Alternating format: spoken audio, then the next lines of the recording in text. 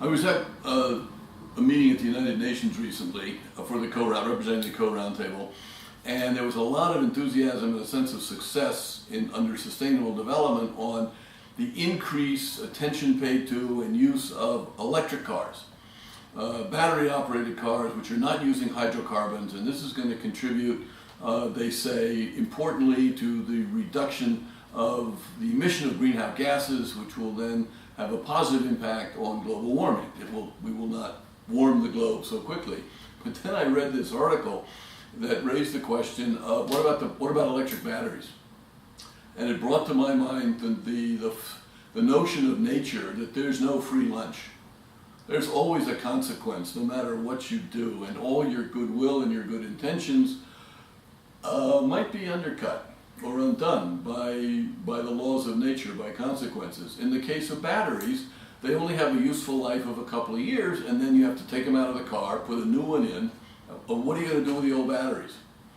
So if we're going to have millions of electric cars, we're going to have millions of batteries. Some with acid, lithium, ions. You can't just kind of dump them in the ocean or bury them in landfills.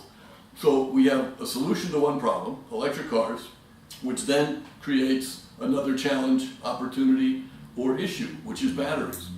And if you back off from that, you then have to think about the kind of culture and civilization that wealth creates. We have in the last 200 years created for humanity vast amounts of wealth through consumer goods. What happens with consumer goods and a lot of other things? Well, they have a useful life. After that, they have to be disposed of.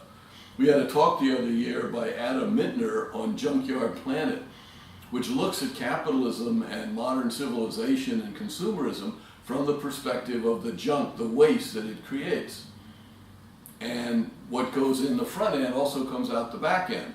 We tend to look at the front end and our enjoyment and use of things. We don't pay much attention to what happens after we surrender possessions of all this.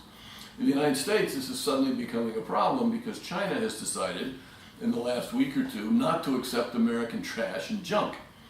So all these companies which provided a free market solution to trash and waste, i.e. you pick it up here cheap, you package it, you put it together, you send it to China where they can use it for things and they have some monetary value and they're willing to buy it so you can run a company, have profits, pay your workers, run your machines, etc., etc. Well, if the Chinese decided they're not going to buy waste anymore, there's no market. So there's no monetary value attached to our waste. What are we going to do with it?